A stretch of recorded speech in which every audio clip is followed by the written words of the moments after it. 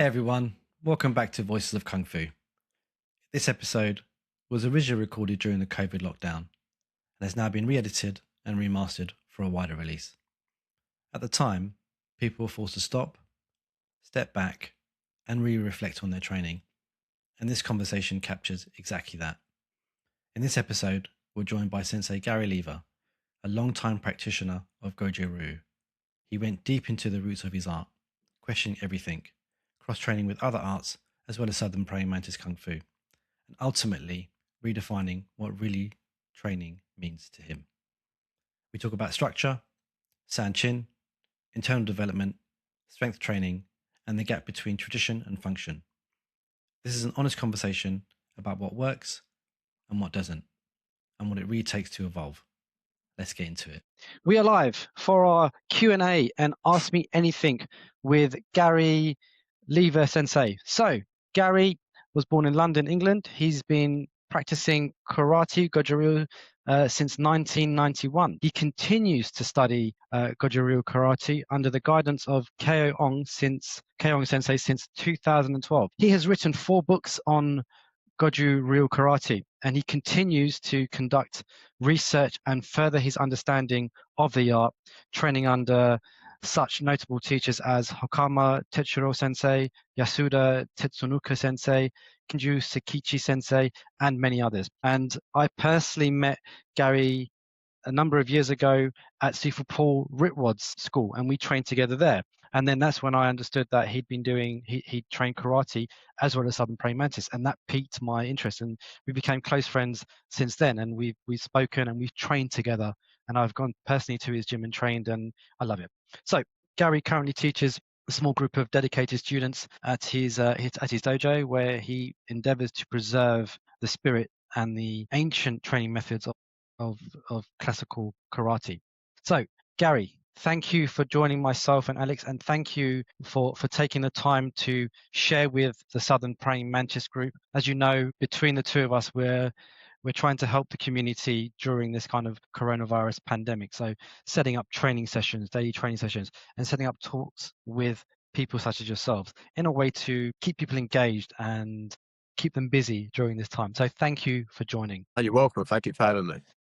It would be great to learn a little bit about you, your karate, your teachers, and your lineage, and anything else that will provide context to the rest of this talk, and of course, how it fits in with Southern Praying Mantis. Okay, so I started training, like most of us of our generation as a kid, just in the Karate Kid movies, the Ninja Turtles, the Van Damme movies. It was kind of like a cool era, and that piqued my interest. So I got into martial arts because a lot of my friends were doing it, and went down the karate route because that's all we had in the town at that time.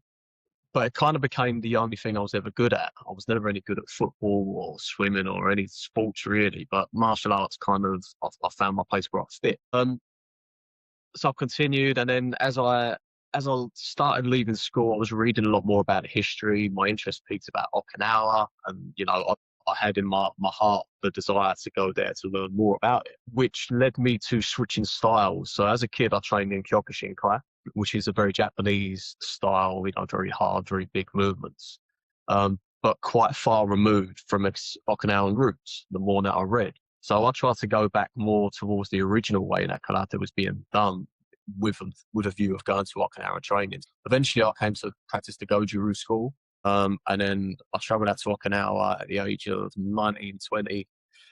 Trained out there, made multiple visits over the years, and then that's basically brings me to here. On my travels in Okinawa, I started finding out more and more about the Chinese roots of the art, how it kind of Goju-Ryu in particular. The common theory is it traces its roots back to the white crane. So I started researching the white crane, and it didn't quite fit for me. No, it did. I didn't quite see the link. I didn't quite get the match. And just to confirm that would be the southern white crane of Kung Fu. Southern white crane, correct? Yeah. So specifically Yongchun white cranes.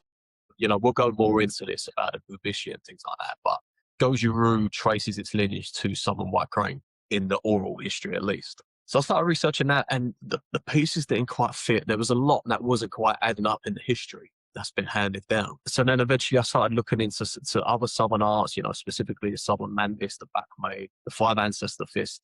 And I started seeing a lot more common ground within those, specifically the Chow Gar. And then how I came to train with Sifu Whitrod and you guys was basically I had no training partners, you know, for real. You know, I was traveling to Okinawa a lot, and I've never quite fit within the Goju-Ryu circle in the UK, but just haven't. So I've never had any training partners. Why is that, Garry?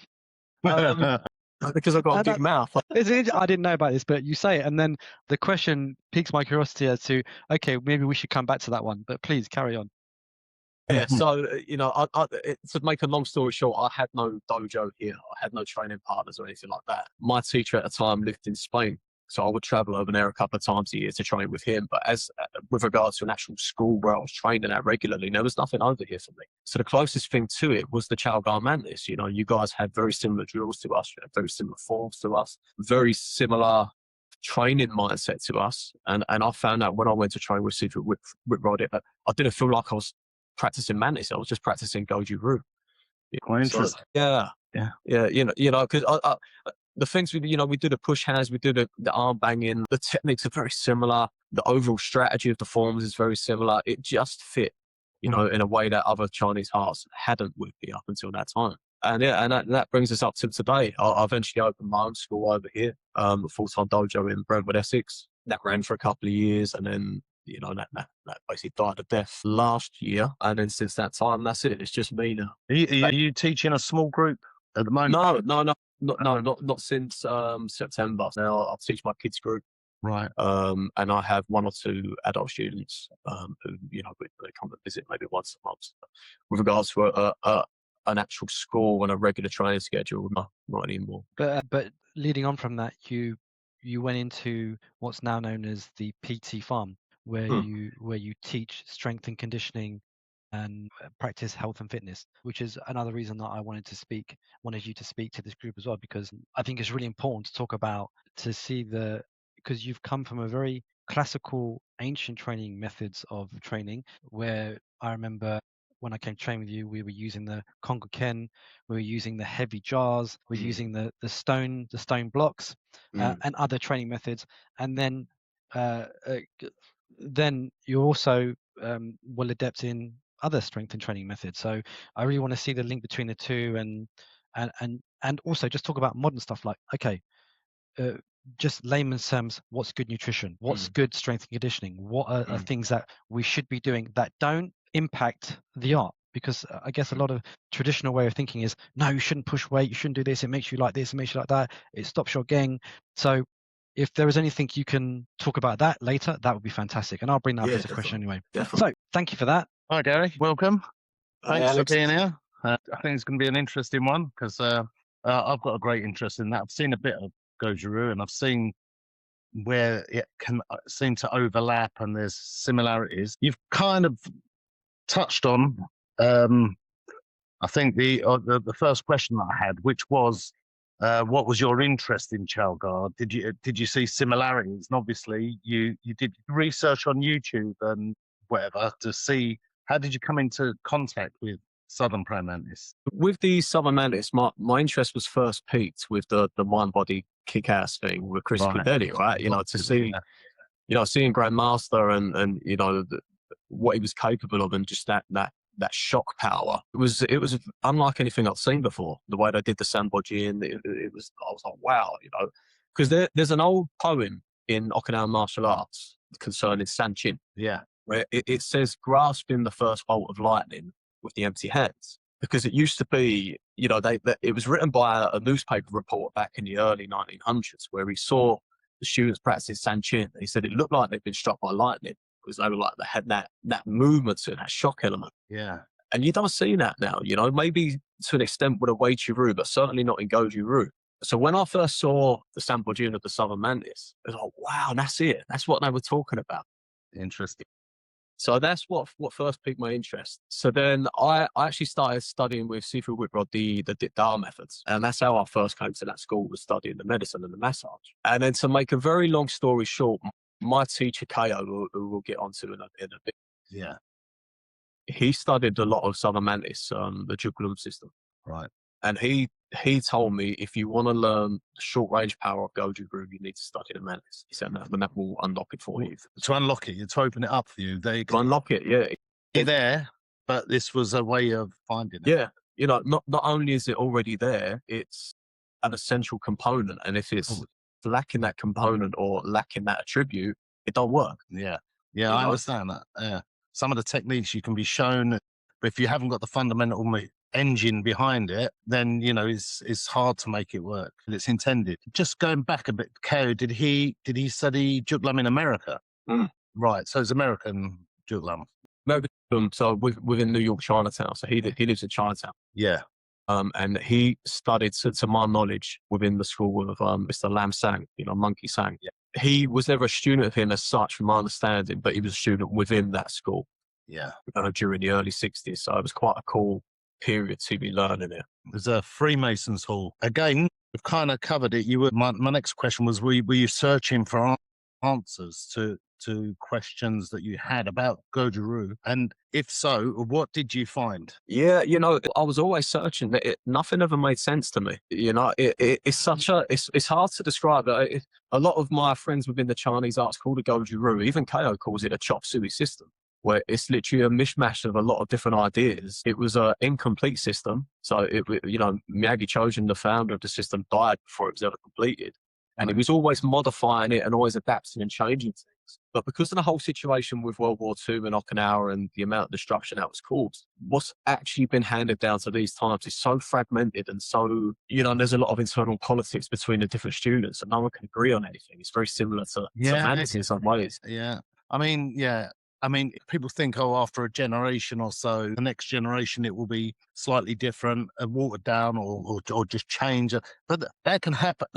And I've seen it happen within generations, within close training partners will have a different idea about what the system means to them. And they bring out what it means to them. So the flavor is very different. As long as the essence is there, then it's all pucker, but it needs, people need to have that deep understanding of the essence. And once they've got that, they can virtually do what they want with it. If that remains, then whatever they do has got that foundation behind it, so it's easy to see how at the top levels, people can change stuff. But when it drifts away too far, if you haven't got the links, what did they study to get to where they are and what they're doing? If those are lost, if those training methods have changed it, but they've lost the original, then it does seem to become very fragmented. I think so. Yeah. And the proof was in the pudding. When I was visiting Chinese schools, I can remember, I don't know if you guys remember the Shaolin Way store down in Chinatown. Yeah. Yap Long. Yeah. I can remember going there a number of times and getting absolutely just whooped by him. Right. All like friendly stuff, but I realized I had no essence. There was no heavy hands. There was no. Yeah. I had nothing. I trained a long time. I was relatively well established within the Goju community, but there was no essence. There was no attributes to my art. It just looked good. It was a gun with no bullets. That's quite interesting. Garry, just taking a step back for those that might not know the difference, and forgive me, not even I do. Not all karate is the same. Right. So could you just briefly explain what's unique about Okinawan or Goju in comparison to other styles of karate? And then going on from that, just a little bit about your teachers and the lineage and how that all fits together. Okay. So karate comes from Okinawa.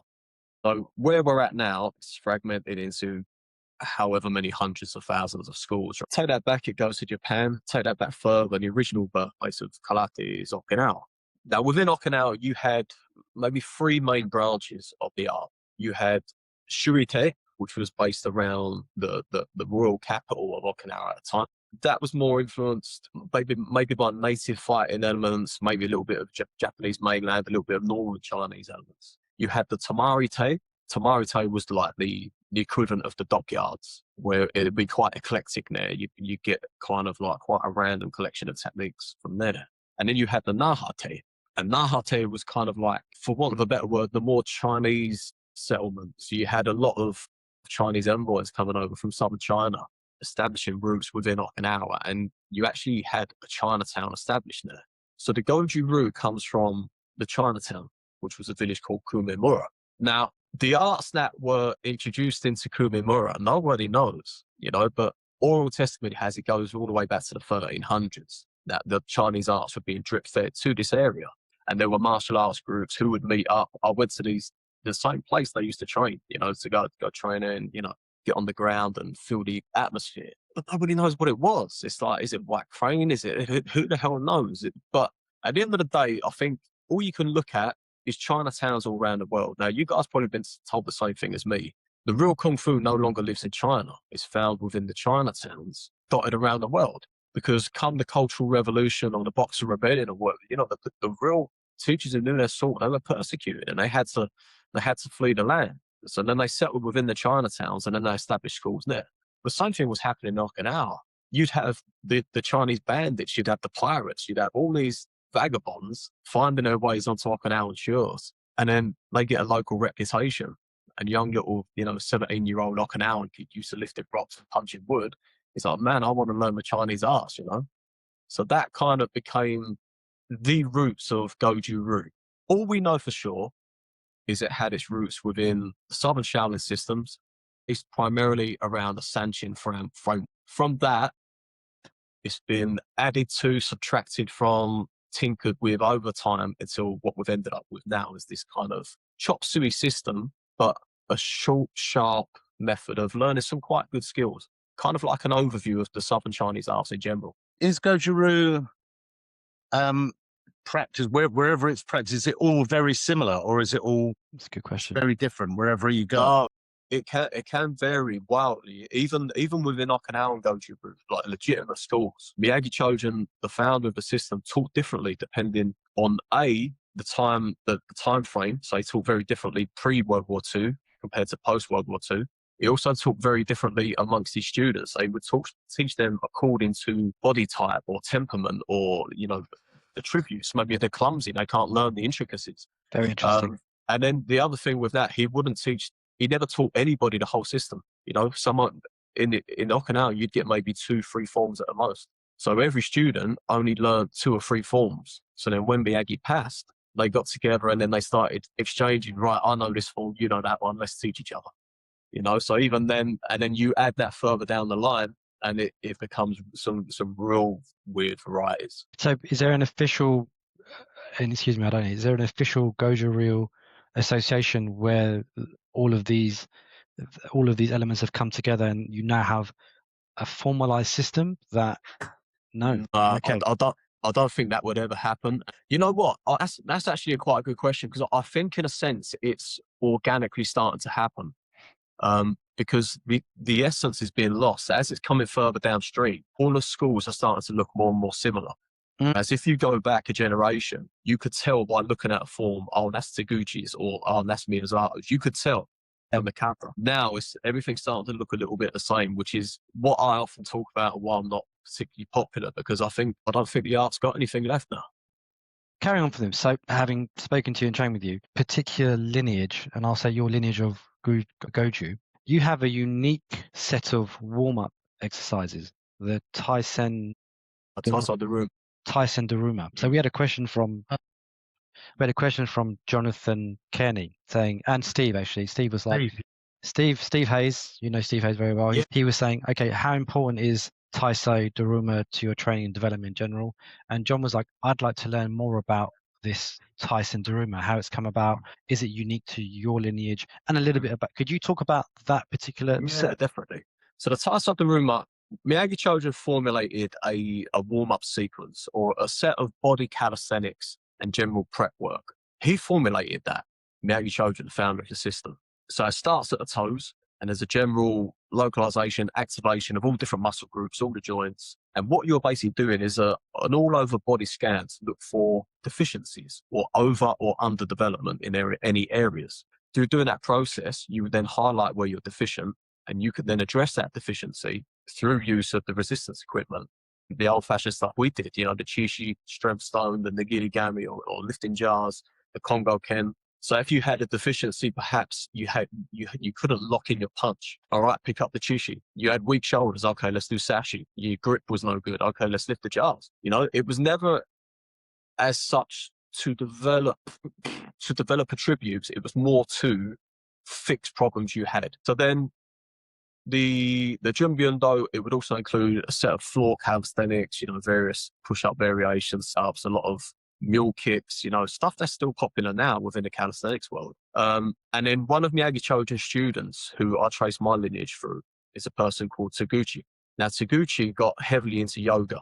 So he added to it a lot of different stretches. He was, encouraged apparently by Miyagi to add this stuff to it. So a lot of our stretch work and our groundwork, which is very similar to the dragon legs form of you guys, we have a whole ground sequence, which is almost identical. All came via Taguchi. But as to importance, is put it this way: it's like I would compare it to having like Windows or iOS or something on your computer. I'm not very techie, but I'm going to try and put this analogy out. So if you're working in like DOS, where you have to input everything on your computer, it's like proper hard. You won't be able to do it. Yeah. The layman. But if you had Windows, to just click and everything just runs in the background quite simply. That's the Taisho Daruma, that's the Junbyundo. It teaches you the framework. It teaches you where the joints are supposed to be. It teaches you the body structure, the organs forward, how to lock in, how to release, how to generate power. Basically, how to perform the forms before you even do the forms. So that by the time you come to learn the system, your body's already prepped. It's already moving right. You don't have to learn it as such. It's like what Stephen Paul said about in his interview last week. Once you kind of like get the engine, it's just a case of learning sequence. It's quite easy then. The hard work is actually getting that foundation laid. And that's what Taisho Daruma's for. And does the Tyson Daruma link very closely with San Chin? Now, I ask this because it's very interesting what you said about the Tyson Daruma being able to scan and find weaknesses and then use the traditional training methods to strengthen it. I think that's fantastic. So I definitely have to relearn that with you. I'm not going to lie, I've forgotten it, but it's made me pique my interest again, because I use Sambo Jin as this doorway to feel, am I moving as one unit? Where do I feel that weakness? It's probably not as it's just Sambo Jin, it changes, but does the San Chin relate closely to the Tyson in terms of that scanning, or was it completely separate? So it's the same, the San Chin is what the Goju system runs on. So you could say that the Taisho Daruma informs the San Chin, and the San Chin informs the fighting forms. So it is kind of that layering system, and it always comes back in the end. It's more like a circle, I guess. So you would do the Taisho Daruma into your San Chin, put that into your fighting forms, and then you just keep going around that same loop and building upon layers. Much like we say about Sambo Jin, all the training, as Stephen Paul said it last week as well, whatever you learn, however you develop it, it feeds back into Sambo Jin. So you do Dip Grab Kung, you find out it's in Sambo Jin, and then you can utilize it more. So it's that circular thing of development, it's continuous development. Absolutely. Yeah, it was explained to me once by one of my teachers. It's like you feel like you're going in circles coming back to the same point, but you're actually going up a spiral staircase. Yes. It's getting up and up. Yeah. I've seen the same description, that you're walking along a pathway and people think they're not getting very far, or they're just not achieving it. It's not until you look back that you see you're actually how high you've gone. You've walked up the path. You're not anywhere near where you were. It seems like the same path, but it's moved on. Yeah. And that's an important lesson actually for people doing traditional arts, because it can seem really tedious and boring and repetitious. And people, if they're training with people that are senior to them, can't see their development because they don't feel stronger than the other person, because they're always one step ahead of them.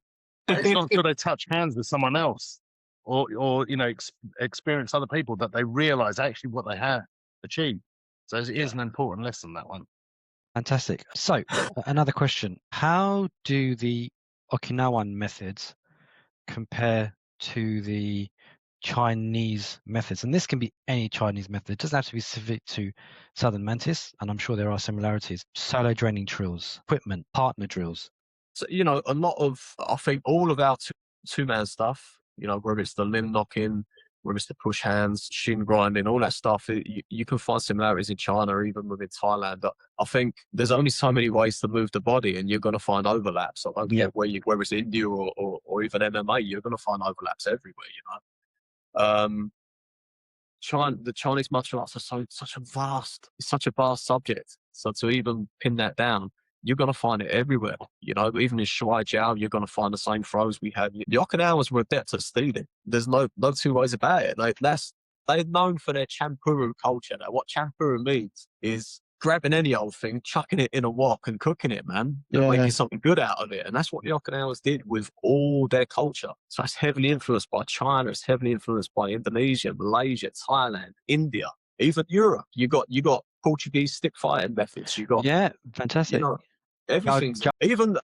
I mean, I don't know the legitimacy of this claim, but they even claim Morris dancing is found in Okinawa and influenced the stick fighting methods. Interesting. That is a real interesting one, because I've heard a lot about like Morris dancing have martial kind of application. And I can see it, there's stick fighting basically, but it's just seen as a dance nowadays or whatever. But it's Okinawa's the same thing. The bow jitsu, what we call the star fighting. You have what's called mura bow, which is village bow. Basically, any big occasion, the villagers get together and they bash sticks together. It's Morris dancing. So following on from that, regarding Sanchin, can you talk a little bit about Sanchin, just in general, in terms of what it is, why it's important, how it fits into Goju, and then we can talk about the similarities and differences between that and Sambo Jin, because even the meaning of Sanchin would be fantastic from you. So the meaning of Sanchin means 3 conflicts or 3 battles. What those 3 conflicts are, it depends who you talk to.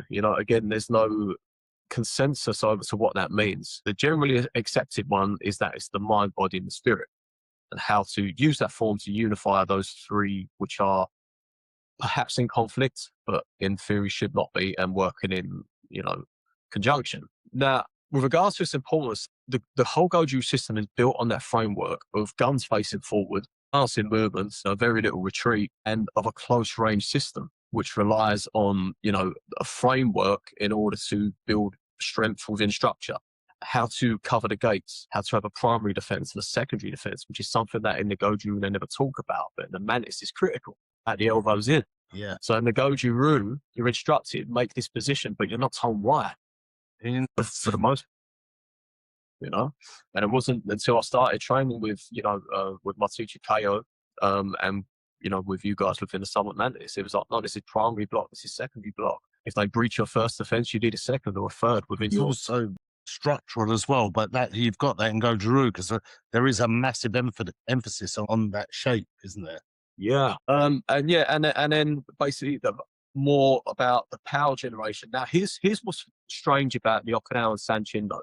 With the Sambo Jin and majority of the Chinese versions of Sanchin, everything's symmetrical or double-handed. Within the Goju-Ryu, it's more akin to a sword and a shield. So one hand will maintain defense or position, while the other hand can then go to work with the attack, there are some Chinese arts that do that within their Sanchin, but on the whole, really it's two-handed symmetrical methods like the Sambo Jin. And again, it's an area within Goju-Ryu that's not been explored to its full potential by a majority of practitioners, because the intention is put upon the punching hand, but the intention is lost on that hand. As soon as you lose that, you lose your frame, you lose your bridge, and then that's worthless anyway. So it's kind of like we have that kind of exploration in the second form. You punch with just one hand at a time instead of the double hand. It's kind of there, and there's many layers to it as well. But I can remember when I first started, and step forward and punch, and then I'd lose that hand. So it's like keep your shape and trying to remember and trying to keep the focus everywhere. Yeah, at the same time. Yeah. But it's fascinating to see Sanchin and the Hakka arts side by side. There was a video some time ago, I think it was on YouTube, and you see Sanchin, you see 5 ancestors, and you see White Crane, and then they start and they all go through together. And then I was thinking, okay, let me imagine Sambo Jin next to it, and the similarities were fantastic and wonderful. Yeah. And as you said, you all have this kind of Hakka, beggar's hand, open hand, starting from here, and start from the heart, hands bridge techniques. So that's amazing. That you can't look at that and think to yourself, how are they not connected? How is there not something there? Absolutely. I was actually there for that. I was there when that happened. No way. So I trained with those guys. They're the Yongchin White Crane guys. Yeah. So I trained with them that weekend. It was quite cool. That's a great thing to happen as well when you get masters of different systems sharing like that and comparing, not for any other purpose other than, research development or whatever, or comparison of the system. Because there's links there, as Nish said. Definitely. We've all It was got- really cool, actually. There was an Okinawan teacher called Mr. Gushi, who John Kearney will know him. Shinyu Gushi, he's a Weichi-Ryu guy. And he was maybe in his 70s at the time. And, we were stood next to each other learning the White Crane Sanchin from these visiting Chinese. It was a really cool. And did you kind of glean anything from that? Or you said before that you just didn't click with the White Cranes? The White Crane, I think it's Weichi-Ryu. When I've studied the Yongchun White Crane specifically, the overlaps it seems a lot more akin to Weichi-Ryu than it did to Goju-Ryu for me. Yeah. We've got a question just coming. There are some questions coming in on Facebook, but I do want to interact with the group. So we've got a question from Lin Jihu. He says, Gao, were you touching on Karamidi earlier? I'm guessing it's there, Karamidi in Chaogar. I actually don't know what Karamidi is, but if you could explain that, that would be. Karamidi, if I'm right, if my memory's right, it's more entangling hands. So more controlling, sticking, more kumnak. Gotcha. A lot of weapons disarms, Karamidi and stuff. It's a strange one. That term, and if I'm getting this wrong, jump on, mate, because I'm doing this from memory. But this term first appeared for me in a magazine like back in the 90s or something, attributed to a specific. He says just. That's the one. Sometimes I have so many different hats I have to wear. Sometimes I get things wrong. But yeah, Karamidi entangling hands. So Lin, for you specifically, within your Seipai, there's a lot of Karamidi within your Seipai. So for those who don't know, within the Mantis, we have a form called Seipai, which is 18 hands or 18 techniques. Okay, so you see, even like the pronunciation, everything was kind of. I remember the first time I learned Super Gen. Yeah. We have a form called Super Limpe. Oh, right. Yeah, that's what it means. Yeah, I know the name. I didn't know what it meant. That says 108. Yes, it's meant to mean 108, but the characters don't. It's one of the things that don't make no sense. I love. It's like, that sounds pretty weird, and it's a lot like Tensho. It's kind of that's weird. The amount, 18, 36, 13. These same numbers appear within all the Southern Shaolin systems, and I think if ever there was a way of tracing the DNA of these arts, you'd find the same root, Yeah. Yeah, I wouldn't be surprised. I think there's more similarities. As I said to someone today, there's more similarities in a lot of these styles than the differences. There is a definite overlap, It might be different methodology or whatever, or some bits may be absent from some systems, but there's this link, tenuous sometimes, but there is a link that I think we could trace back to. I think I didn't know that, and that's wonderful to hear. Staying on with the Sanchin, if you don't mind, Gary. When you look at Sambo Jin, or when you see us train, or when you do it yourself, what are some of the sort of differences or similarities that you're seeing between Sanchin and Sambo Jin?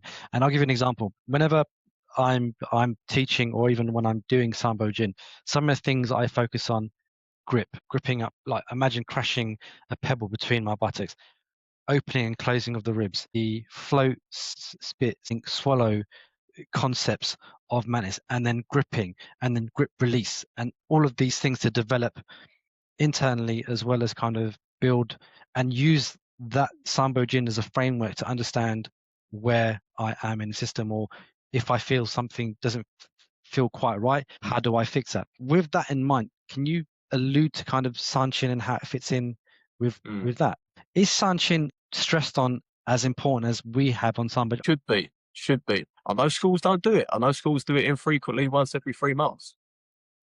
Sanchin, if there's no Sanchin, there's no Goju-Ryu. It's as simple as that. And if your Sanchin's no good, you might as well not bother with the rest of the system, because that's all going to suck as well. And that's, Sifu Ipchikang always says, he goes, I look at your Sambo Jin, I know what level you are, I know where you are, I know your level. I have to look at your Sambo Jin, I know. And yes, look at. It's funny when I train with KO, the amount of times you'll come to Junbei and it'll slam again, because it's just like, it's not firing, it's not engaged, the intent's not there, the engagement's not there. That's just coming to Junbei. So like you guys would wash down, when we come to Junbei, it's here and then open out and then sit here. And during that time, so as you're opening up, then you come into the ribs, you start to engage the delts, you start to sink your root, you start to sink, you start to chun. Then as we open out, we're floating and then sinking. And then as you draw it in, the whole time, the system's pressure, you have that internal gas. Yeah. And that's what you're trying to get the whole time. So it should feel like a well-inflated ball. It should never be slack and loose. So all the time, there's that feeling of repelling, of warding off from all directions. It's very omnidirectional, even though the intention is of going forward. In the same time, it's all sinking down 6 feet below the ground, but connecting upwards at the same time. The overlaps are vast. Yeah. It's definitely it's mind-boggling actually, some of it, you know. In terms of Goju and the Sanchin, or is it regarded as Heigong development, or is it people focus mainly on the muscular external feel of it? I think it would depend on which school you went to and the experience of the practitioner. So obviously when you start, the focus is on the external, getting the right shape, and it's going to be very muscular driven. It's going to be quite brute force style of Sanchin. Over time, obviously it should be more and more refined so that more essence is revealed. It takes a lot less effort to create a much bigger effect. Now we have the shime. Now you guys also on the seafood ball comes around and tests, you know, your sample gin as you do it. We have the same thing within the Sanchin, where you probably see the guy slamming the shoulders and that kind of thing. That in itself was just basically to test that the system was gassed, that it was pressurized, that there was engagement in the right areas, and also to inject a little bit of essence from the teacher. So not to get too woo-woo or too mystical, it's like adding play to the practitioner. So sometimes when you touch hands, there's almost that residual effect that you transmission. That's the transmission, right? Physical transmission. That's why. But when you feel someone that's so much stronger than you, that teaches you. You actually it can raise your level just by feeling that. You know, I mean, the development, as you say, in the power is the same. I think it was a question to Seafood Paul, and basically the stages of development from Cholgeng to the rough, raw, natural power that everyone has to do. We have it naturally, but you have to develop that and get stronger until it starts to develop into Umgeng, the hidden power. And once it's hidden and it's refined that way, so you accumulate through the regular training, then it's refined, and then you've got that power, the control in your body that it's now harder to read, it's hidden. And then you express it as you develop and build that, how you can then learn to express it in the Geng. So it's stages of development, isn't it? So I should assume Sanchin is never the same. It's a continual path of development as well, and feels different each time. Definitely. And you know, it's one of those things where you feed off the people around you. Every time I come back from New York, my Sanchin feels different. It's very hard to put my finger on. It just feels different. So we have a question that continues to follow on. So the flow is quite nice. So on breathing methods, Southern Praying Mantis uses nasal breathing with the tongue permanently up, while Goju-Ryu uses nose inhale with the tongue up, mouth exhale with the tongue down, then up with the 3 accompanying locks. I'm pretty sure you know what this means.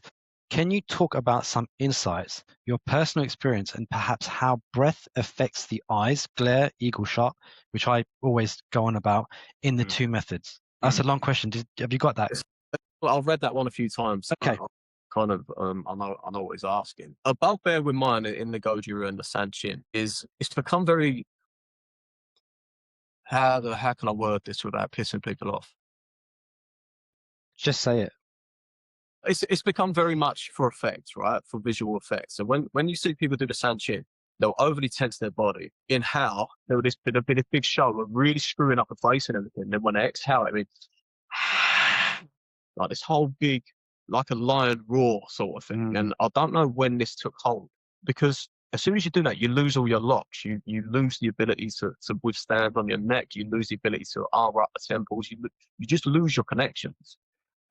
As soon as you start screwing your face up, you're losing the glare. You're losing the nasal passage. You're restricting the airflow. So I don't know when this took hold. So when we do Sanchin within my lineage, you have a similar face to all the southern schools, where you have, what was it called, the fish mouth, like the drum, you know, the beater drum? Yeah. So you have the fish mouth. So as you make your posture, you bite.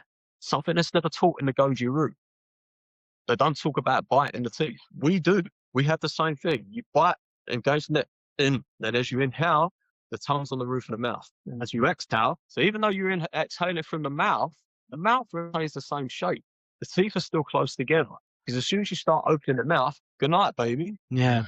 And you got to constantly, like you said, you got to constantly train those muscles, the jaw, the temple, everything around here, and the neck. And that's all part of what we would call the gum gong, golden bell. But you're building up from the toes all the way up. So you're training, your daily training or the training you do, it has to stay like that. You can't just suddenly be doing this because you're losing it. It's like, with the Sanchin, you're inflating a balloon. And what often happens is, people inflate a balloon on the inhale and then they'll completely deflate it on the exhale. So then there's no gas in the system. There's no bubble. So it's the same as the Goju-Ryu, it's the same with the Mantis. It's about releasing small parts at a time. So even though we might be exhaling for the whole time, you're still retaining. Yeah. You're still armored up. You're still able to take a shot. Especially because if you think about what we're doing within the stanchion, this arm's got something.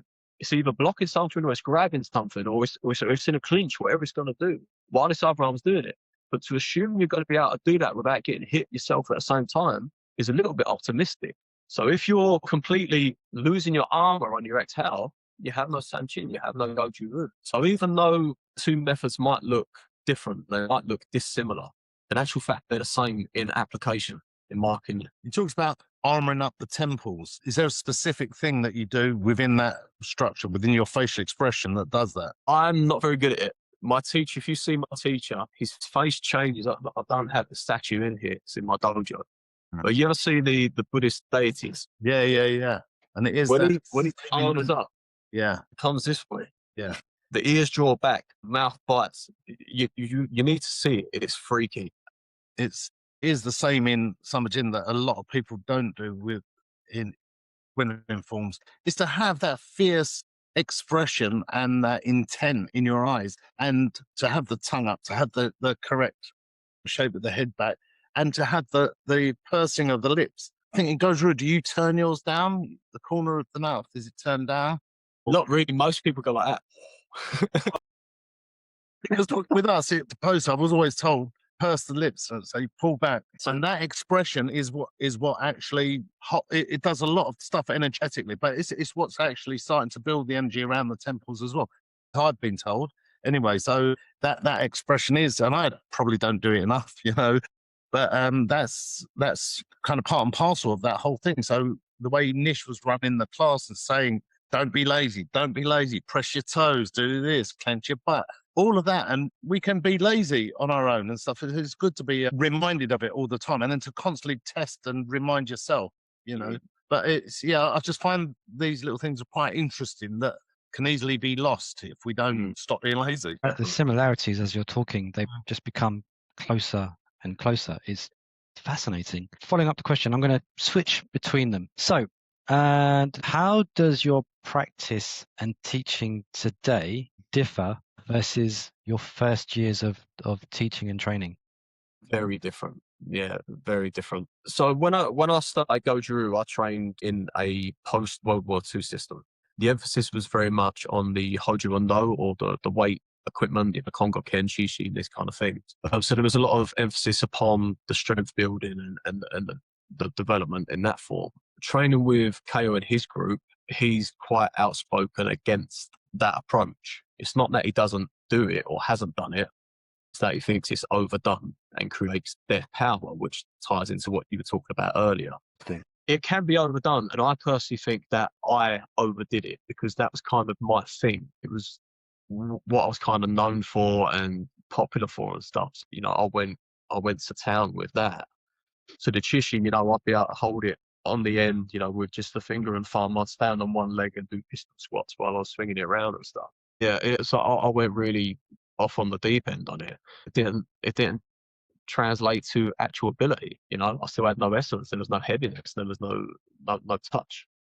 Training under KO is very different. There's no weight training at all, really. It's the torso of the room, and his whole thing is speed. Speed kills. So you can't move fast enough with KO. And the big difference for me also And it ties into the Mantis. The Mantis system for me unlocked karate's ridiculous timing. Karate's timing will get you killed. Okay, because again, another tool that's used way too often is the makiwara, or the striking post. So I used to do 1,000 a day each hand. Like me, and I don't know where I had all this time. This is pre-kids. I've been out there whacking this thing every damn day, 1,000 times. I had all the mashed up calluses on the knuckles, which I thought were trophies. I thought they were cool. Yeah. Moreover, going to have them as well. So I wore them like trophies. And I don't want to get into the job, but the job I did at the time, I was fighting a lot. And, I'd hit these people with these punches, but you're not hitting a static target. You're getting a target that moves and rotates, and you're not going to get that solid strike. So when that strike lands, you're not getting that feedback. You're almost falling into the shot because the head's so mobile or body's so mobile. Even when you get a clean shot, it's different. So you have that kind of staccato karate timing of that one strike, one kill, where it's kind of like, now what? So you have almost that weird pregnant pause, which in real application kind of caused an oh shit moment. Now coming to the Mantis, I don't think you guys ever have that. From day one, you're taught to just fucking plow through the person. Yeah, and keep going. Yeah, don't stop. Mindset, man. It's a completely different mindset. And it wasn't until I did the Southern Mantis and training with KO, who also advocates that kind of approach, that unlocked the Goju-Ryu for me, because prior to that time, it did not work for me. I was doing MMA, I was doing Thai boxing, I was doing other arts to get my fighting experience to equip me for what I was dealing with on the street, because the Goju-Ryu was failing me. Wow. But then coming away from that and then going full circle and ended up involved with the Chow Gar and ended up with KO, it wasn't the system that was failing me, it was the way I was applying it was failing it. So I was failing the system almost, or the way it was being taught was failing it. It's a very weird thing to try and get your head around. Uncommon in many, many other arts. Yeah. I just want to go back a little bit because I had a question from Jason about Goju-Ryu and Southern Chinese. It's very specific and unique. Can you elaborate on some of the examples? Actually, he's talking about the twisting of the forearms in the Sanchin kata, why the fist is closed initially, diamond shape, morote, nukete, anything you can add to that. So with the Sanchin and Goju-Ryu, we're this way, right? And it's in a fist. The oral history says that originally it was done open hand, but it got changed to become closed hand. Now, the reason being that I was told, and the one that makes most sense to me, thank you, Okinawans are used to hitting things with the fists. Human beings are used to hitting things with a fist. When you get angry, what do? You tie it up, right? Yeah, you hit something, whether it's with a hammer or a fist or whatever it's going to be. Even my kids, I watch my kids when they get angry, the fist ball up and they want to whack something. It's a natural human trait. Whereas to refine the open hand is it needs a lot more work, and it needs a lot more work mentally as well to override natural instinct to break a fist. So I believe, now there are rumours they removed the open hand to make it more safer for children. I think that's wrong. That doesn't make sense because we still have open hand elsewhere in the forms. I think the more likely reason is they played into natural reactions and natural instinctive behaviour, where if you get angry, you're going to make a fist. We know that's going to happen, so you might as well use it. You know what I mean? So use what you have. Even the blocking methods. The blocking methods, everything starts big. You have these big blocking movements, which they don't really work like that. But when you break them down into their smaller component parts, the headlock becomes that, which is what? Flying hands on your face, you swat it away, right? So the head punches, it just becomes a parry. Parry, yeah. It's just a parry. It's the same thing you do in MMA. Within the martial arts, we go such a long, convoluted way around the houses to get to any sort of practical application. Yeah, totally agree. Wrong, man. You already have this stuff. My understanding is like in big classes, they had to have it structured in a way and make it large. And you just learn this robotic method first before it becomes naturalized. You have to, it's like being released and allowed to just move naturally again. So you move from a natural state to a conditioned state to a natural state again. Yeah, and I think it is that process that you just explained. I think we have these natural things. If you burn your hand on a stove, you jump off. If you're suddenly frightened, you jump. If you're angry, you open up. It's like you have all these natural behaviors that are untrained, untapped, and unrefined. So we go through that process of refinement through doing these very robotic movements or these very structured movements to then go and inform your natural human behaviors and make them viable and weaponized. That was a fantastic answer, and that's actually something I mentioned a few days ago. I was like, imagine you've been burnt with a hot spoon. That reaction is what you're training your body to harness, that kind of shock power. You go from relaxed to, and that's what you're trying to do. And that was great that you mentioned that. Wow. Yeah, let's come back to Jason's question earlier about the breathing. Something I didn't go into is about how we can switch, kind of like the state of play within the nervous system, how we can rev up. I can remember one of my teachers, Mr. Huck, I was asking him about this, how do you get kind of like what you call it, some of the energetic stuff or chi, and I was very interested in Hegel at the time. How do you put this stuff in it? I was only young. How do you add this stuff? He's like, do you ever watch porn? And I was like, huh? He goes, you watch porn and you get excited, right? I'm like, yeah. Well, that's it. So he's like, what he was getting at, would you need that visualization, that internal stimulus to raise the energy? In that case, he's talking about raising sexual energy. Yeah. If you want to raise your fighting energy, yeah, you've got to be able to recreate that same stimulus within your forms. And if you can't, it's a dead form. Yep, it's got to come alive. Yeah. Intent, this is what it's saying. Going back onto the form, onto the Sanchin, it doesn't, like another question from Jason, which says Goju doesn't seem to have a deep and separate head practice like SGM. But he talks about the Kiko methods are sprinkled throughout the preparatory methods of the kata, or the methods and the kata. Can you elaborate a bit on these? Yeah, so Kiko just basically means Heigo, or methods working with chi or ki in Japanese. Yeah. We, excuse me, Goju. Don't laugh. It has its own methods. They're not widely taught or widely known, but certainly within KO's group, we have a number of Heigo methods. Some are specifically related to certain kata in order to rev them up, to prep them before you do the kata. Some are within the Taisho Daruma. Sanchin in itself is a form of Heigun. Tensho is a form of Heigun. There are certain kata which are more Heigun dominant than fighting technique dominant. So more energetic work, more based. Yeah.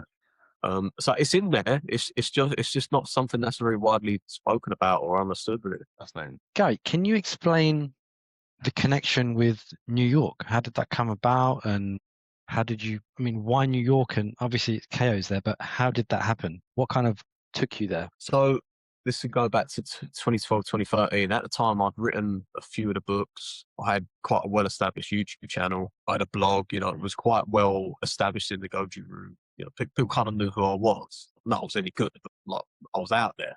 A video of mine ended up on KO's group on Facebook, and he ripped it to shreds. Meanwhile, on the other forums, everyone's like, "Oh, look, this guy, he's good and blah blah blah." He gets to KO, and he's like, "This guy's shit." I'm like, "Ooh."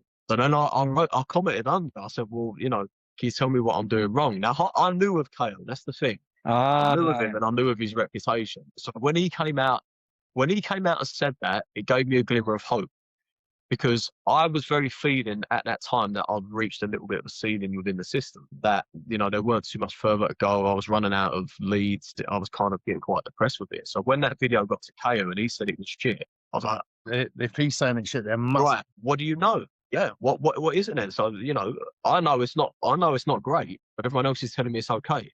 You're the first person telling me it sucks. That, anyway, so I wrote and said, what am I doing wrong? And he went off on one. He went crazy. Who are you to ask me anything? I don't know you, blah, blah, blah. You want to know, you come out here, see if you can take me on. He threw down a challenge, and I was like, oh, shit. And I think he done that in a way to test me, to see if, because he'd probably be annoyed that I'm even mentioning his name, because he'd get emails and get pestered by people. But, I think he did that just to throw it down, to say, if you're serious, you'll come. If not, you won't. So he threw that out just to put me off, basically. So I booked a flight and went over there, and he met me at the airport, sort of thing. And bear in mind, at that time he said, I don't lift any weights, I don't do any makiwara or anything like this. And so he met me at the airport, and I shook his hand, and his hand was nuts. I mean, you've seen the photo. Oh my God. He's a keto, right? Seriously, like he reminds me of Sifu Paul. He's got wrists like this, hands like that, forearms just go on for days, and you're Yeah. just thinking, holy shit! If Crazy development. this dude grabs you or hits you, you're gonna know about it. Yeah, so there was that crazy development. So literally, I met him at the airport, shook his hand, and I was like, "Oh my god!" And I knew I was going to get tested. So we ended up in his apartment, and his apartment is it's like the weirdest setup. I can only explain. It's probably similar to Grandmaster's place in Hong Kong. Like, it has a very weird vibe to it, you know. And there's like the altar there, and there's all these Buddhist statues everywhere. It has a very, very weird energy. So we're in there, and we're talking, and then his face changes, and that's the first time I've seen him power up. And I'm like, oh fuck! And then he gets up, and we do a couple of tests of strength sort of thing. I end up on his floor. He throws it, and then he tells me to punch him. So I punch him, and I bounce off. I end up on the floor. And he goes, what did he say to me? I told you to punch me, not give me a blowjob sort of thing. And I'm on my knees, I'm like that. And I'm like, oh my, it was bizarre. It was the most weirdest thing ever. But yeah, I got owned. And then, you know, from that time, it was good. I showed him I had a little bit of spirit. And then, you know, he's been teaching me since. And, you know, he's never asked for anything in return other than just to do me best with it and don't forget. That's fantastic. Yeah, he's got a school in New York, Chinatown. Yeah, still has a school at the moment. How does the go? So what you're learning is Goju, right? How is that different? Like what are you learning now, or what are the concepts or things that are now that you're like, I wish I knew this 10 years ago, or I knew what's different? What makes him like that Goju guy that you're like, that's who I should have gone to in the beginning? What's KO was very lucky in some respects with circumstance, because he grew up, he's Chinese. He's not Japanese, he's Chinese. KO's a nickname. So he studied many Chinese arts just because of the family structures and the community and stuff. So he was fortunate to learn from a lot of, you know, very notable teachers within the Chinatown community in New York. He already had that base before he ever went to Goju-Ryu. Now, the reason he went to Goju-Ryu because of the gang problems. In 1970s New York Chinatown, it was a war zone. He lost relatives, and you know, he was attacked by the gangs himself, and he had to remove himself from that whole environment, but still loved the martial arts. And you know, so he drifted towards the Okinawan arts to differentiate himself from the gangs. However, he had his basis within the Chinese arts. So the way he tells me, it's like learning Latin. If you know Latin, you can kind of understand a lot of the different European languages, right? So when it comes to learning the Goju-Ryu, for him it was simple because he already had the understanding of the stuff that had been left out of the Okinawan arts, or been not misplaced, but just not transmitted very well. So he could see through the forms. So he could understand what they were getting at, without having to do this whole thing that everybody else is doing of traveling to China to try and find the roots. He had it in his DNA from the circles he was moving in. And he was fortunate enough to learn from, you know, I think it's 3 different first-generation students of Miyagi. So what he learned within the Goju-Ryu was a very pure, unadulterated version of the pre-World War II kata. So there's elements within our forms that are not really found in other schools or other mainstream schools, that again make a lot of difference when it comes to actual application, you know. So and then aside from that, his ability to teach, put it this way, if I gave up martial arts today, I would still go visit him just to be coached in life. With regards to someone who's able to get inside your mindset and undo the mental blocks you put on yourself, that's his real skill. I think above and beyond the martial arts, forget all that stuff. His real skill is as a coach and a teacher. And that's probably what I've learned most from him. Even the stuff I do at the PC farm is based on his teaching methods. Even the way I talk, everything of stuff's come from him. It's really weird. And what's even weirder, my kids, and they teach my kids class, they talk like KO. When they teach class, it's like I'm sitting there watching KO. It's really little KOs. Yeah, little KOs, man. And they're doing this. He calls him his Kool-Aid crew.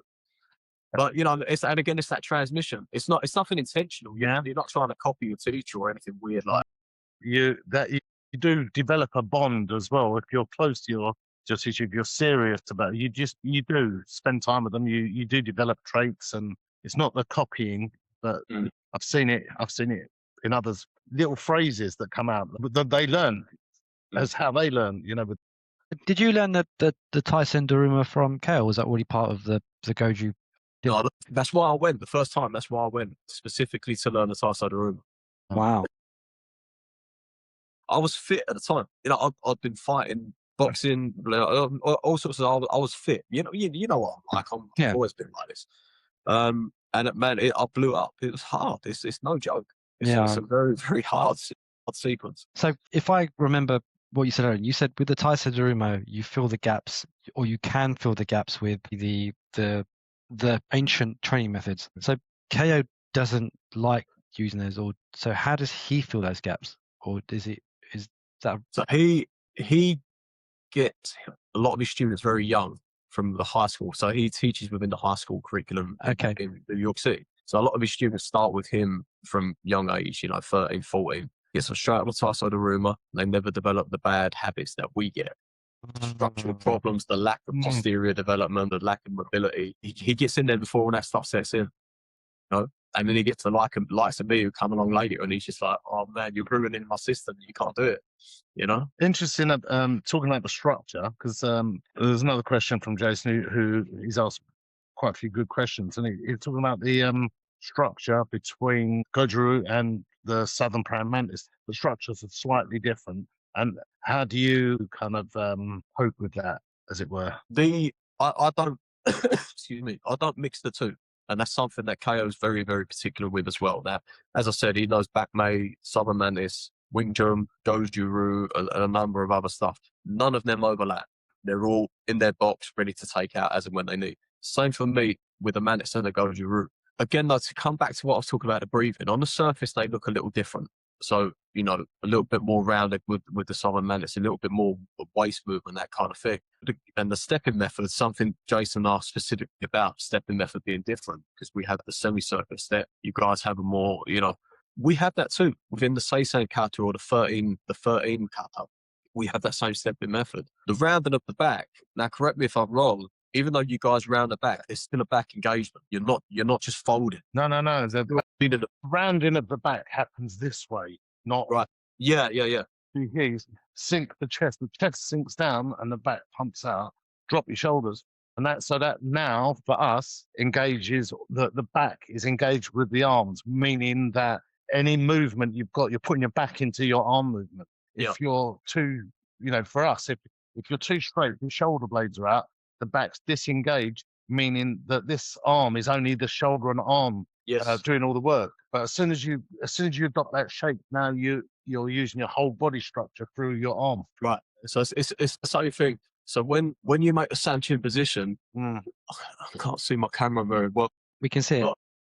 So a lot of people. Oi. Sanchin Goju-Ryu has become very open. A lot of the ways I'm seeing now, it's becoming very open. So they're allowing all the scapula to now come out and back. Yeah. Dude, it's here. Yeah. It's the same. It's the same. Yeah. Same. Yeah. Yeah. You do see a lot of Southern Mantis as well. They overcurve and they overemphasize that shape. But really, it should be straight and chest is just sunk down. Swallowing of the chest is what is relaxing the chest and allowing the connection around the back. Because for us, if you pump the chest out, then the connection's around the front, and that's not what we're trying to get the dynamic different. I'm not saying that other systems use that method, especially long range. They'll kind of use the chest and the bicep to get that long range power, but we're after the shorter power. So, yeah, and that's the thing. It has become very focused on the chest and here. To come back to some of my problems that I was developing through an overuse of the Hojo-Undo, I started developing a real shortness of the pecs. Yeah. And a real underdevelopment of the rear delts. My whole posture was starting to do this. I was starting to really get hunched shoulders. Pulling you in, yeah. Pulling me in. Everyone was pulling me in because I was doing so much of this. To the extent, I've done a hell of a lot to address this now and fix things. But I detached my pec last May. Just because it's so shortened and so over tight through years of training, perhaps incorrectly for my body. I've damaged myself through training that way. Yeah, same as me. For years, we go on a journey and I think we touched on it before, but early on in my training, I was training and not with the right information. So the overemphasis was on a particular, it takes years to undo a lot of that damage that's done. And then for me, I was doing a lot of that too much stress on the back and spending a lot of time on a computer. So my shape was like this, with that hanging here. A lot of time to kind of address it, to get try and get a straighter back. And I constantly re-emphasize that with myself, because it is healthy to have an open chest and an upright position. And when you need to just drop it, that's when you need it. It's that split second for the action that you need, not to overemphasize it and build your body that way. It's not healthy to walk around like an old man. And the thing is, you're learning to engage those muscles or those areas at any given time. So obviously not having that posture, overemphasizing it, I think people are getting the whole kind of, with Mantis, it's that kind of basket weave back. So they have that in mind and they're overemphasizing it. So they're far too low, they're crunching up, and it doesn't allow them to be like, you have, and whenever it's that natural stance, and then when you engage, it's that small, and that's what's going to get the power up through the back and out, and that's it. It's just that small movement, and that's the development that you need to have. Because if you're already like this, how can you go from this to that? You can't. So we talked about the development of power being in stages, and the development of structure also goes through stages, I think. And so some of the techniques, you say, they start off large and they come small. And again, the posture to kind of get into the structure of a fighting stance, or even for the forms, when you get into forms, there's no great difference. It all becomes tighter. It's all happening, boom, internally, and then these minor adjustments to the body. Yeah, and with the Sambo Jin, you have that first bit where you open up the chest. And I was always taught you have to open up your chest and then close, and it's just a small movement, but you're getting used to that whole hong open and closing.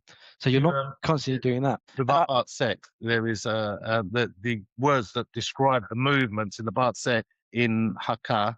It's just, this movement is open your chest. Yeah, that's it. And this one, close, I say big up your chest. Did the Taiso, the Taiso, did that show the weakness in your posture? Are there movements that go open and suddenly you're doing all these movements, and the similarities with the kind of yoga influence and things like that? Did that suddenly make you think, holy I've got issues here with my shoulders, with my hips, with massively, especially overhead movements, which there's a rumor that if you do Goju-Ryu, once you reach 50, you lose all your overhead movements. It's an old wives' tale. The truth be told, my overhead mobility is still not great, but it was awful. I'll post up a before and after group of when one's from one of my books in, I think it was 2011, compared to 2 years ago, and the overhead I look like an old man. At the time I was in my 20s. Terrible. My actual lack of overhead, all my shoulder range of motion in my shoulders was gone. Range of movement in my spine was gone. Range of movement in my hips was gone before I hit 30. I've had similar things. I got so tight and I had shoulder problems for ages, and a lot of time to correct it. Couldn't even lie flat on the floor because my shoulders were so hunched like that, and it was painful to try and get my shoulders down. It's great that you have people that are training, It's great that you have that now in your Goju from KO. I mean, that must have just been that moment where you're like, oh my god, this is what I've been missing. A question from Lynn. I was taught to really push the big toe down when stepping in San Chin. Any similarities there? The command, grip the floor. Now, I've heard you using it as well. Sometimes that command can cause people to claw, which raises the sole of the foot. It starts to create that bubble and actually causes you to have less contact space with the ground. So the command we tend to use is spread the toes or sink the roots. That, as opposed to that. Got you, yeah. Yes, that's a great concept, and one that I have to apply, because I don't do that, but I do what you're saying. It's like, I imagine it's that, and it's clawing like that.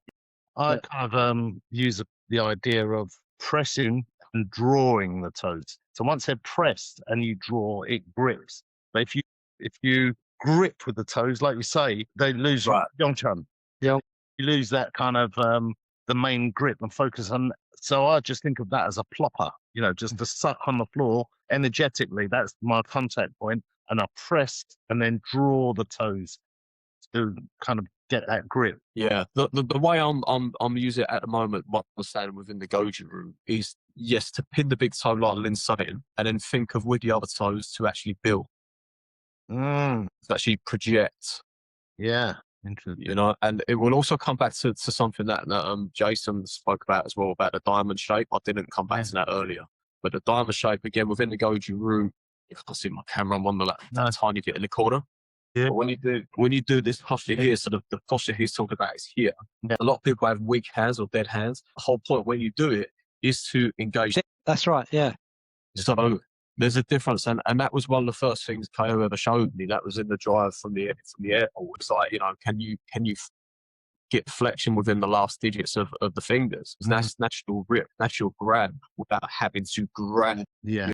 And I guess, and I also see with the jars, some of them are so wide that you are just gripping with that. That'll do. There's an old, I think within the weighty room, John Canning will probably jump on with this one, but they used to have big concrete stone blocks, and there would be a tiny lip cut in like that. And the only way you could grab them would be with these final digits, much like a rock climber. You know, see Annex Honnold on this like sheer wall, he's just getting that final bit in there. But they walk around with these blocks, you know, rather than the jars. Wow. Yeah. And that's a good thing that you bring up, and something Alex and I really put forward when you're doing your forms. Even when you're coming down, you still have that engagement just here. That's it. Engage. When you hit to the fingers. when you're here, hit like this. When you come down to chop style, it's still engaging. When you come up, you're clawing. Let go of the power. It's always there. It's on. Yeah. Even those transition points between, it's on standby, or before it kind of comes back, it goes out and then comes back, but you don't let go of it and then begin again. There's a continual movement of the energy. It's just constant, start to finish of the form. So if we talk about forearm development or grip development, which Miyagi Chojun was known as the meat tearer, he could grab chunks of beef and just rip it and tear it. But no one has that grip strength no more in Goju-Ryu. And then when you see KO with his forearms and you get grabbed by him, you're like, holy shit, this stuff's legit. Yeah. But it's trained so that, you know, it's not so much even the finger development, it's what's happening further up the chain as a result of that. Sorry, were you Sanchin as well? Is there an emphasis? Are you thinking of tendons? Is that a real emphasis in your training, tendons rather than the muscles? Yes, both really, but yeah, tendons and a lot of silk reeling, a lot of rotation. So you're taking a joint, put it into flexion, and then rotating through that to actually increase the surface area that's being worked, sort of thing. So it's basically a form that you're working time under tension. It is, man. Yeah, it's hard. You don't have to tell me. One other point that was of interest: when you step, do you just slide your foot, or do you step toes first or heel first? What is it that you do? Generally speaking, the big toe will kind of lead the movement. So the big toe comes back to what Lynn was saying. The big toe will slightly press down. The other toes will lift, and you'll step. Okay. And like feeling the way for everything else to just Yeah, but again, it depends. It depends on the form. It depends on the intent and what you have in mind. There will be times where I will actually lift the foot and step. It will again depend on the era of the form. Some would walk literally like a chicken step. You know, it depends. It just depends. I'm going to switch it up. So just because it was actually one of the first questions that came up when we asked. Yeah. So who was the real villain in the Karate Kid? Daniel LaRusso or Johnny? And can you tell us the story about Cobra Kai as it relates to you? Man, all right. So Karate Kid. Karate Kid was written by, if you look on the credits, it's written by Robert Kamen. Robert Kamen studied with KO. Okay. Now, the Cobra Kai, a lot of the characters in there are named after people I personally know. No way. Mr. Miyagi was a janitor for an apartment complex who collected bonsais and had an interest in classic cars. That's Kamen. Right, so he owns an apartment complex, and he's the overall boss there. Collects the bonsais, has the DeLorean, the Bentley, the Rolls Royce, all that stuff. The Cobra Kai is us. It's his students. We're the Cobra Kai. You're Johnny. Johnny. It was a little bit before my time, but yeah, the leg. Johnny's named after. Johnny's not maybe a story for off air, but he's named after a particular student. Yeah, they're all named after students of. You realise that was a new dimension to the film. That was a joke question, but like you flipped Yeah, it. no, legit, man. It's written by a student of KO, and a lot of there's a lot of in jokes within it. Right. There's a lot of it, in-house jokes, especially in Karate Kid 2. And, We got to go. Nice. We got to go back and watch that, Alex. Right. Man, I love that film. You know, yeah. Who doesn't? you're telling us it is Daniel San. Daniel San, I don't know who Daniel San is 100%. I have a theory, but I don't know who that is 100%. But yeah, a lot of it's based on actual fact. And if you look at Robert Kamen's other movies, so he also made the Transporter movies, Kiss of the Dragon.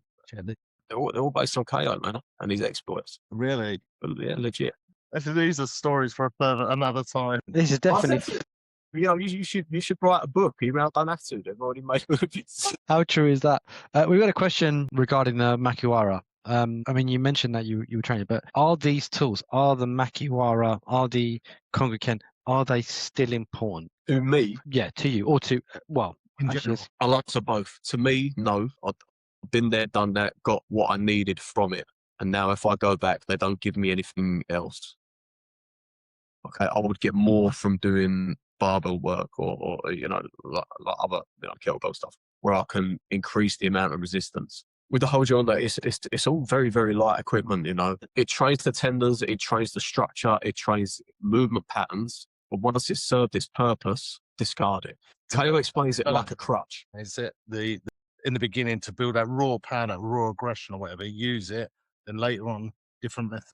Yeah, it's like if you broke your leg and you got a crutch. Once that leg's healed, you don't need the crutch no more. Get rid of it. Unless the only reason you're retaining it is for a fashion implement or to make a YouTube video or something like that. You're used to it and you know it, and so that you're the safety and safety blanket. Yeah, it's a comfort blanket. Yeah, the Makiwara became an actual hindrance to me. It became a problem. Because the job I was doing, one, I couldn't have the calluses. Two, my habit was to punch people, and I was getting myself in trouble. For real, man. Em's laughing. She's like laughing at me at the moment. Legit, it's harder to justify punching someone with a closed fist than it is to hit them with a palm or even like a sword hand or anything like that. Yeah, not that we're advocating this to people, but no, but you're right. You're right. It's exactly that. That is right. If you could use clenched fist, your neck's kind of. Yeah. I was lost them away. Yeah, I was consciously trying to override the instinct to punch. So I was practicing a lot more open hand. So I was, the Goju-Ryu kata are predominantly open hand. Yeah, my habitual behaviour was to bloody punch. What, even after training with the? Even after training, it's Kawara every day. 1,000 times a day each hand. That was my habitual behaviour, man. Yeah. No matter how many forms I did, I'm not going to out rep those 1,000 hits each hand. No way, no, not at all. With Goju, do you still see a connection with traditional medicine and healing, things like Dita or traditional massage? That kind of, that traditional Chinese medicine. Do you have that traditional Japanese medicine even? No, within the Goju-Ryu, Miyagi Chojun apparently was a bone setter. His teacher, who studied in China, apparently learnt the Chinese medicine and brought it back to Okinawa, but did not teach it. Within some systems on Okinawa, there were medicine elements. Again, has not been passed down. So to make a long story short, it's not survived to present day, which is why I went to learn with Seafood Paul initially to put some of that back into my art, because I had an interest, especially in the Dita massage methods to fix the injuries. So yeah, it was there, but it no longer is, unless it's in closed door schools, but I've never seen it. Okay. Alex, do you have anything? No, I've just been trying to trawl through and I can't see any new questions.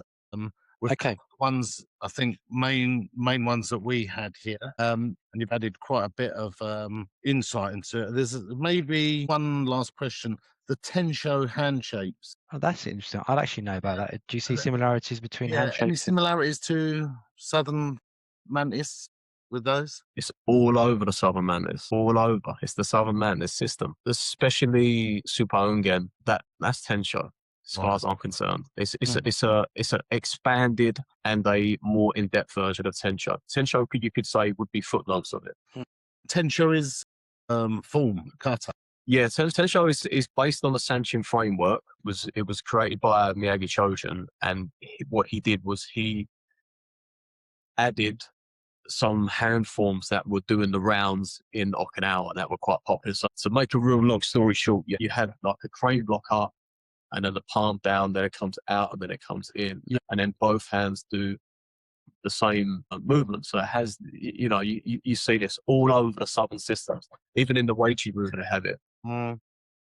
But yeah, it's done as an energy form, it's done as a developmental form, not so much for fighting as such. It's more a Heigun form and should we say a next level to the Sanchin. We've had a question come in on the group from Nick. Can you talk about Higowana Sensei and how that connects with Goju? And apparently he used Ditdar as well. Ditdar, obviously you guys know it's a much broader subject than just hitting a makiwara and rubbing it on your hands. That's the extent of it within Goju-Ryu.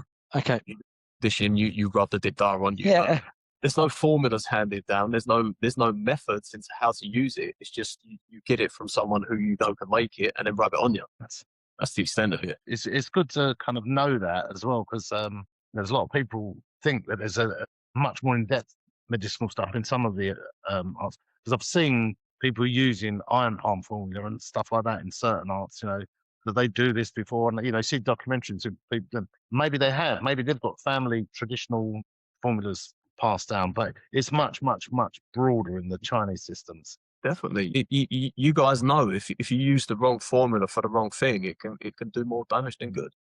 There's ones where there's Ditdar medicine where it would have herbs in which would soften the bones, which would be better for the iron palm, but would be detrimental for using it on an injury to a bone or a fracture. So again, it depends on what you've got and why you're using it and when and how.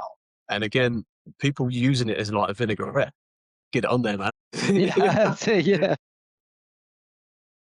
Got the right one. You can have a general training format. You splash that on and just train wet. But that's a specific general training formula. It will just kind of soak in it, kind of takes all the little knocks and bangs out as you train it afterwards, obviously. But there's others that's a bit more specific to certain injuries as well. And chronic injuries, it might be. Yeah. Higowana, to come back to the question, Higowana, he's obviously probably the most well-known Goju-Ryu teacher out there still to this day. And he's a big thing around the conditioning. He has the big rock that, he hits with a rock, he punches the wall and all that kind of thing. Interesting. Nick says, oh yeah, because he used makiwara, he had Chinese suppliers send him Ditdar. Yeah, that's the thing, and that's why I used to go to Yap Long. You get one from him. You get some really crappy Ditdar Jiao. Oh, you can get some awful stuff. You might as well put Brute on your hand. Yeah.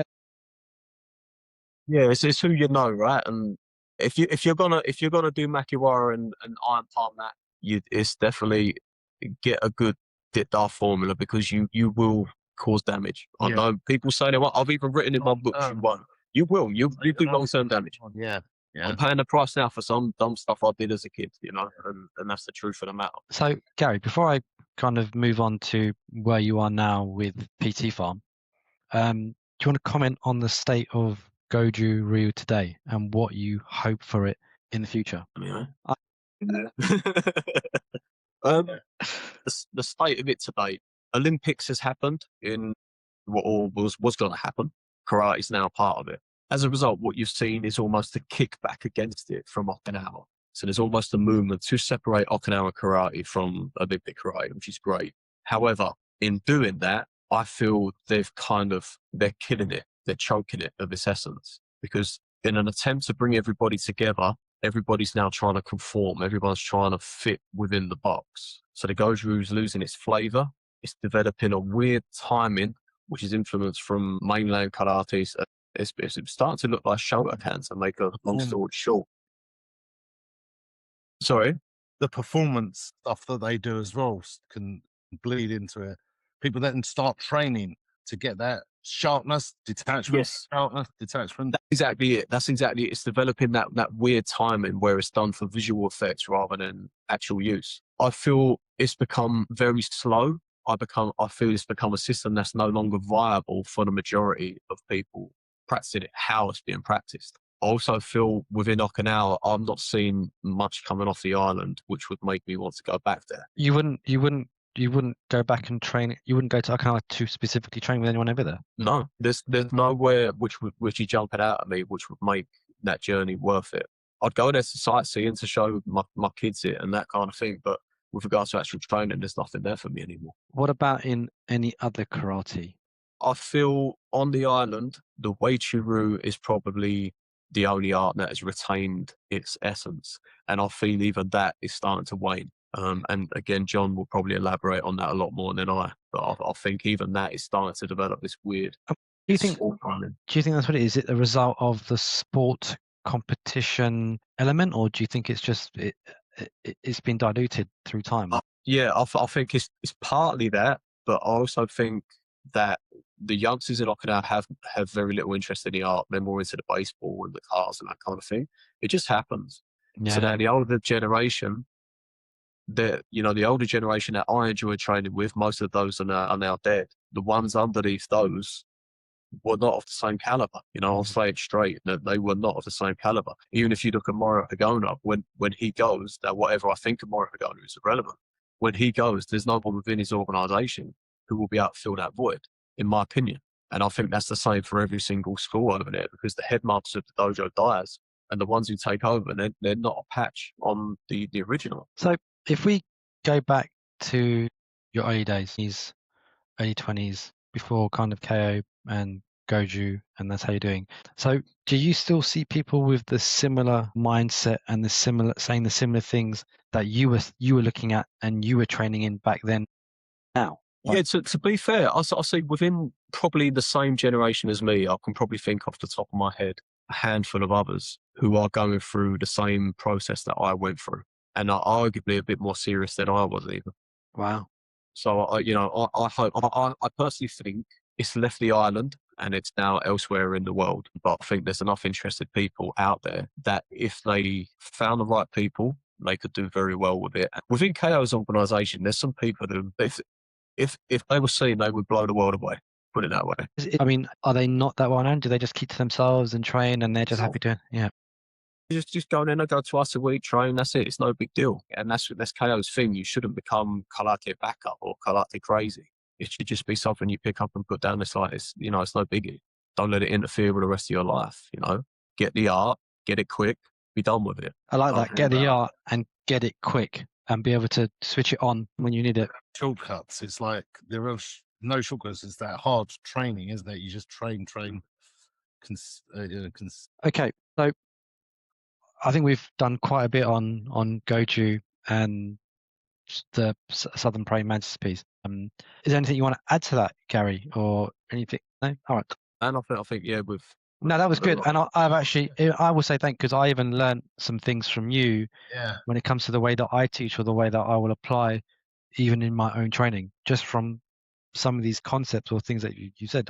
They're there, but you just made me remind or click something. And definitely, one day I want to try and come down and see you in person once all of this stuff is over. And coming forward and where you are now, PT Farm, training, strength and conditioning, how do you feel that is benefiting your training and your karate or your martial arts? It's an extension of it, For me, when I teach martial arts, unless the person is of an occupation where they are a fighter, I teach martial arts in a way to try and benefit the person physically and more so mentally. So the people who come through the doors of a martial arts school, generally, they're very similar. There's that little bit of self-doubt, that little bit of, they're unsure of themselves, a little bit, they want to develop themselves in some way. Well, it's the same with PT. When people come through your doors as a PT, there is those same issues going on, those same conflicts. And then your job as a coach or a Sifu or a Sensei is to resolve them conflicts and enable them to meet elements of themselves they didn't know they had. And through meeting those elements, discover who the hell they actually are.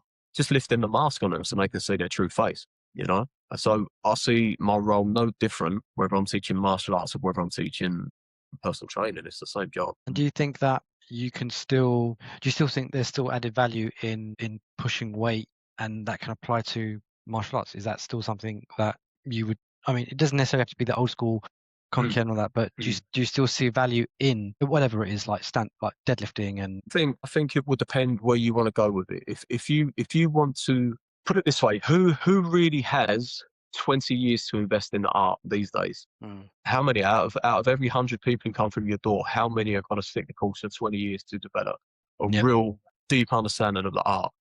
It's got to be minimal, right? Yeah. Now, here's the genius of Miyagi Chojin and his system with the Goju-Ryu and all of his focus on the weight training. He believed in developing the ability to knock down an opponent with whatever technique you used. That's the same as, the shock power as you guys. Therefore, he changed his approach to be about body development so that you just become strong and you just become confident and you learn about the mindset and you just become strong. Yeah. So it became that way. So then if we talk about martial arts, the majority of people you get through the door, chances are they're not going to stay the course. They want to learn some quick techniques. They want to get a bit of interest and get a bit fitter. It's relevant to them.